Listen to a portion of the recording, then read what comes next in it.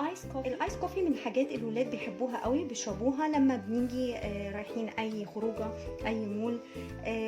الستاربكس طبعا كل الولاد عايزين يشتروها، وهي بتبقى بمبلغ كبير، فتعالوا نعملها في البيت بطريقه بسيطه وسهله وبمكونات متوفره عندنا.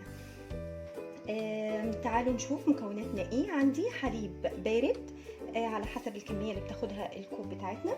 عندي معلقتين من الكوفي نسكافيه الكراشد كده، مش عايزاه اللي هو الباودر، لا عايزاه كراشد. وعندي كمان كيوبس من الايس، مكعبات من التلج، وميه دافيه. وكمان السكر بتاعنا انا بحط معلقتين صغيرين، اللي حابب يزود اوكي، ده على حسب الذوق، بس هي المقادير المظبوطه هنقولها مع بعض دلوقتي. هنيجي ناخد معلقتين من الكوفي، دول معلقتين بالظبط، معاهم معلقتين من السكر،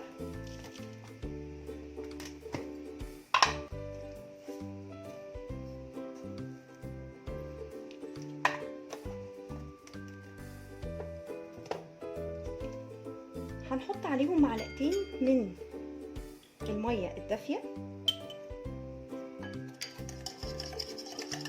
بنفضل طبعا المكونات دي نعمل لها، نضربها بالمضرب بتاعنا لحد ما تعمل فوم كده. وممكن نستبدل الهاند بلندر ده بالالكتريك، طبعا بالكهرباء، بمضرب الكهرباء لحد ما يعمل لنا فوم.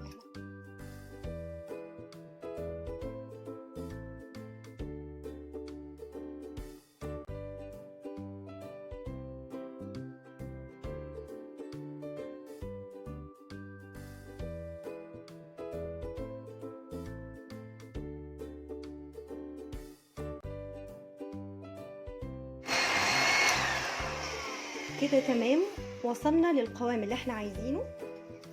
بصوا القوام بقى كريمي ازاي، بصوا. طبعا بمضرب الكهرباء بسرعه بيدي نتيجه اسرع، بس ممكن بالهاند بلندر عادي بالمضرب بتاع الايد، بس بياخد شويه وقت. تعالوا نشوف بقى هنعمل ايه. هنجيب الكوبايه بتاعتنا وهنحط فيها الكيوبس بتاع التلج والحليب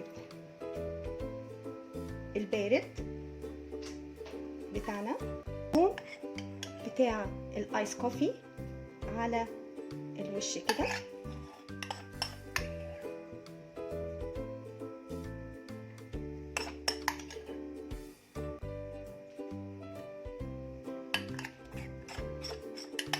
نحط كل الكمية.